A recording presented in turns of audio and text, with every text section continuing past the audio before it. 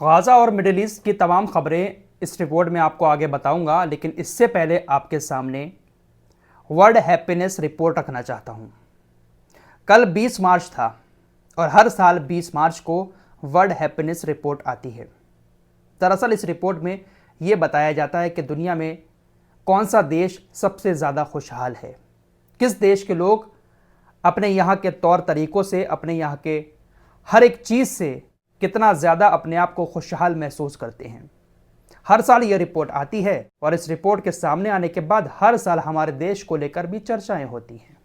हमारे देश की रैंकिंग क्या है, कितना खुशहाल है दुनिया भर में हमारा देश भारत, आपको आगे बताऊंगा। लेकिन पहले आपको बता देना चाहता हूं कि दुनिया में फिनलैंड एक ऐसा देश है जो दुनिया में सबसे ज़्यादा खुशहाल है। लगातार 7 साल से फिनलैंड वर्ल्ड हैप्पीनेस रिपोर्ट में पहले नंबर पर आ रहा है।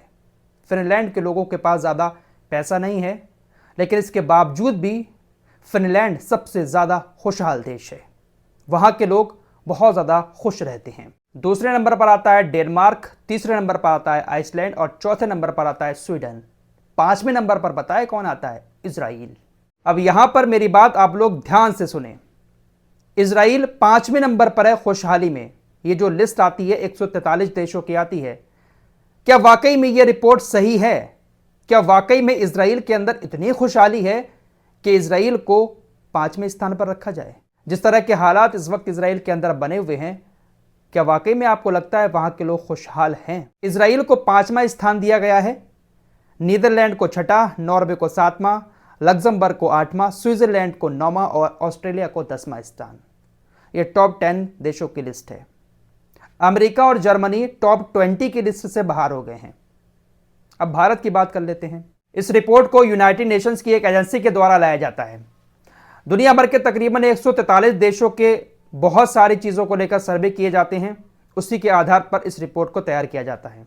दोस्तों, एक बड़ी हैरान करने वाली बात यह है कि इस रिपोर्ट में पाकिस्तान भारत से ज़्यादा खुशहाल दिखाया गया है और हर साल ऐसा होता है। जब भी वर्ल्ड हैप्पीनेस रिपोर्ट आती है 20 मार्च को, पाकिस्तान भारत से ज़्यादा बेहतर दिखाई देता है खुशहाली के मामले में। इस रिपोर्ट के मुताबिक भारत का स्थान 143 देशों की लिस्ट में 126वां है, जबकि पाकिस्तान का 108वां स्थान है। हमारा पड़ोसी देश चीन 60वें स्थान पर आता है, नेपाल 93वें स्थान पर आता है।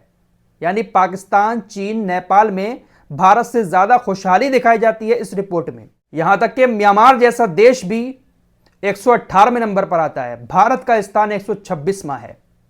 भारत के अंदर इन देशों से, हमारे पड़ोसी देशों से भी कम खुशहाली इस रिपोर्ट में दिखाई जाती है। अब मैं उन लोगों से एक सवाल करना चाहता हूं जिन लोगों ने इजराइल को अभी 5वें नंबर पर देखा होगा खुशहाली की लिस्ट में, तो इजराइल को चाहने वाले बहुत खुश हुए होंगे कि देखिए इजराइल कितना खुशहाल है, यह रिपोर्ट बिल्कुल सही है।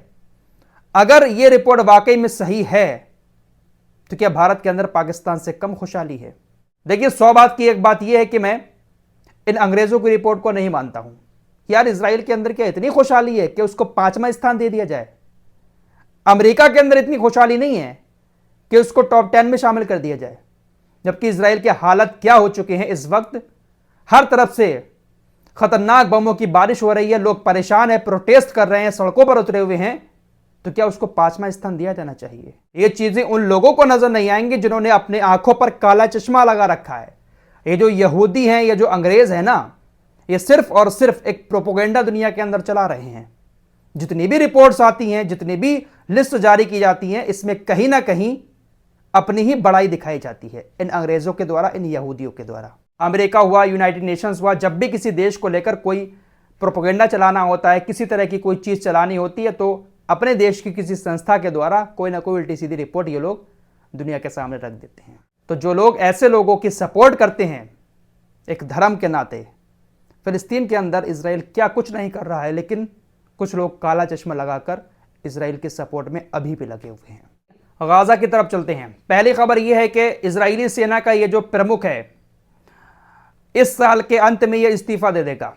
7 अक्टूबर को जो हमला हुआ था, हमास ने हमला किया था, उस हमले में इजरायली सेना की नाकामी को लेकर बहुत सारे सवाल इजराइल के अंदर उठ रहे हैं। बवाल मचा हुआ है। सरकार से इजराइल के लोग मांग कर रहे हैं कि इजराइल डिफेंस फोर्सेस की जांच कराई जाए, इनके प्रमुखों की जांच कराई जाए कि आखिर हमला हुआ किसकी लापरवाही की वजह से था। इसी वजह से इजराइल डिफेंस फोर्सेस में और सरकार के नेताओं में काफी बार लड़ाई झगड़े भी हो चुके हैं।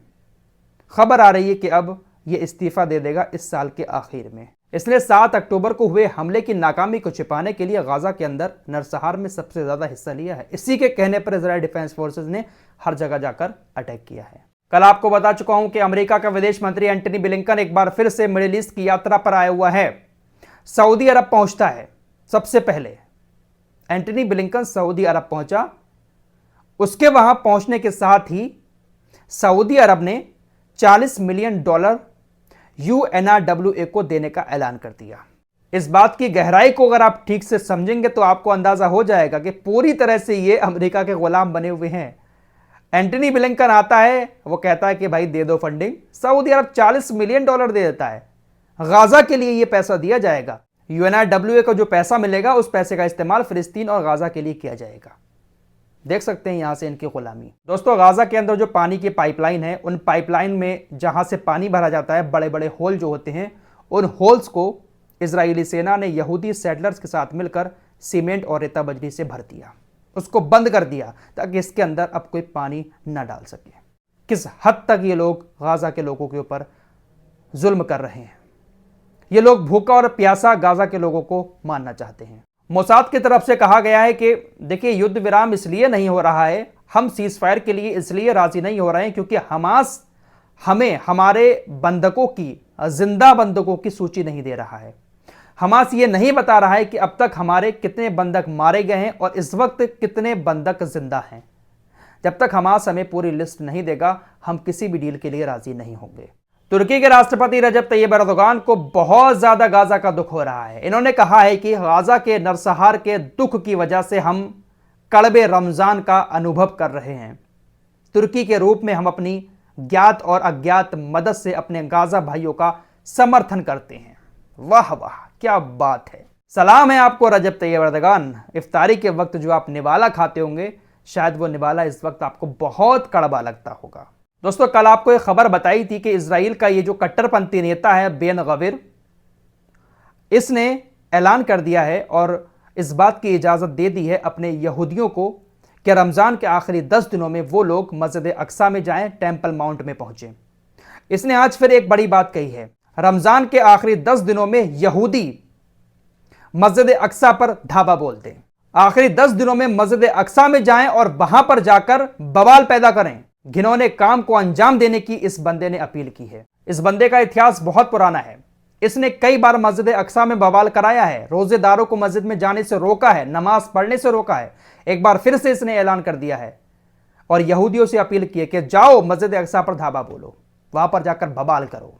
फिलहाल इस रिपोर्ट में इतना ही। मिलते हैं कुछ और नई खबरों के साथ। तब तक के लिए अपना ख्याल रखिएगा। अल्लाह हाफिज।